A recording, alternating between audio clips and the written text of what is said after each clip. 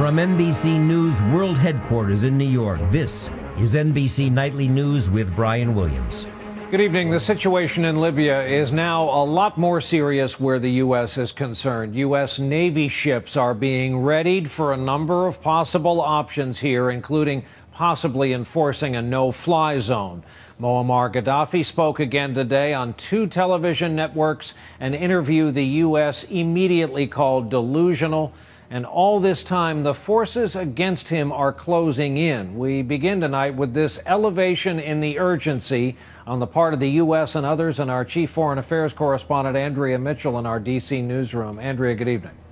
Good evening, Brian. Ratcheting up the pressure on Moammar Qaddafi, the U.S. and NATO today began seriously considering taking control of Libyan airspace, a military option they had previously discounted.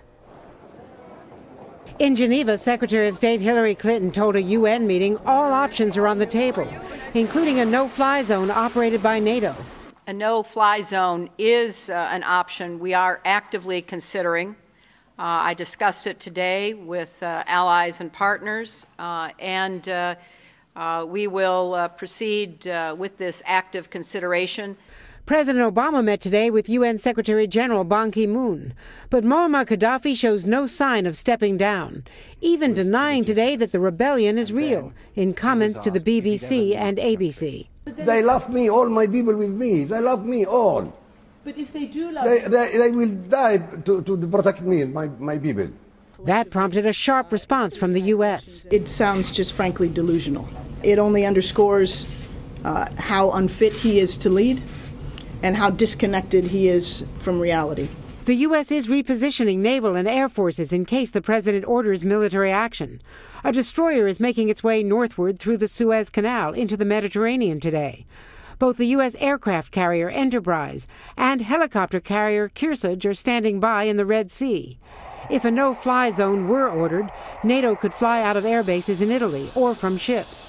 But military experts warn a no-fly zone wouldn't stop Qaddafi from killing civilians. It would not significantly change the situation in Tripoli, with Gaddafi's Revolutionary Brigade crushing dissent. And it would then entail enormous expenditures of resources and military energy for little outcome. The world is also uniting to squeeze Qaddafi financially. The U.S. Treasury announced today it has now frozen $30 billion in Libyan assets, the largest sanction in U.S. history. Europe is also freezing Qaddafi's assets, including the $16 million London home of Qaddafi's son Saif, who said his is just a very modest family. We're taking every possible step to isolate the Gaddafi regime, to deprive it of money, to shrink its power. Tomorrow, the United Nations is expected to officially kick Libya out of the UN Human Rights Council, an embarrassment that critics say only underscores how the international community has been willing to overlook Qaddafi's abuses until now.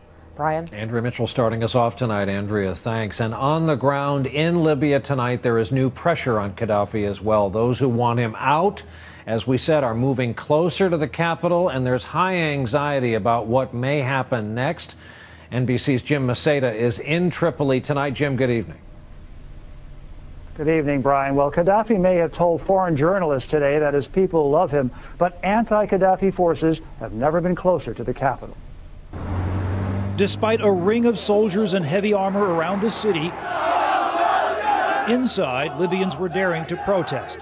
This funeral for a man shot in the head by a sniper turned into an anti-Qaddafi demonstration. Yes, we can! But just as quickly ended after someone fired a round. And as people here heard reports of opposition forces moving closer to the capital, there were signs of growing anxiety. Almost the people nervous from the situation.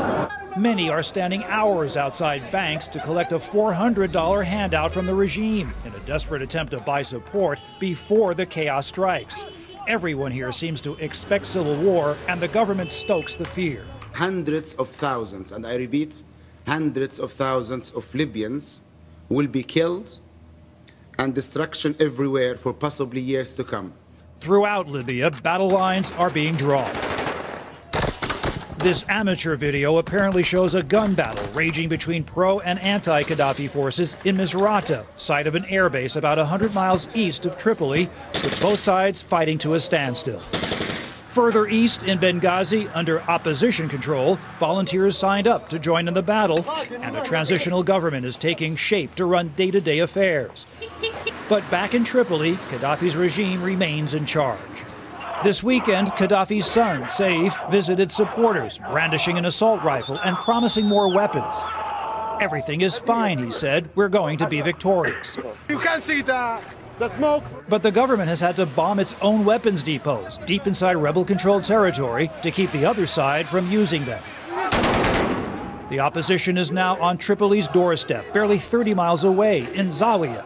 These scenes, captured Sunday by international news cameras, showed what was once Qaddafi's heartland had become a den of protest. Thousands called on their leader to step down, protected by soldiers with tanks and machine guns. All had defected. There's a real sense of foreboding here, Brian. Many Libyans believe Qaddafi when he says he will turn this country red with fire rather than be defeated. Brian? Jim Maceda in Tripoli for us tonight. Jim, thanks. And the situation at Libya's borders has become what the UN now calls a humanitarian crisis. Thousands more foreigners are desperate to get out. Many of them can't. They're stranded. Libya's border with Tunisia is mobbed with those trying to flee. And remember, Tunisia is dealing with a new post-revolution government themselves. We have a report from there tonight from Emma Murphy of our British partner ITN. This is an exodus on a most incredible scale. Thousands of desperate people crushed together. They carry everything they now own. And for some, the travel and the terror of their journey proves too much. Amidst the mass of people, children passed from person to safety. 2-year-old Clifford and his exhausted family are trying to return to India. They helped a lot. I must thank them. There are around 1.5 million foreign workers in Libya, some of the poorest people in society. Now they're trying to leave. These thousands of people have travelled for days to get here. Incredibly, this tiny little gap in the border is the only way that all these people can get out of Libya and into Tunisia at this point. And once here, there's growing frustration, particularly from Egyptians, about their government's response. From the border, the most vulnerable are bused to makeshift camps being created by the UN, the Red Cross and the Tunisian military. There's a real concern that these do not become permanent refugee camps. But for now, with so many desperate people, there's little choice. The sheer volume of numbers is putting a strain on what we can do for people here, and also people are coming through with stress injuries and some crush injuries. This influx is putting a terrible pressure on this country and those who have been forced to flee here. Emma Murphy, ITV News, on the Tunisian-Libyan border.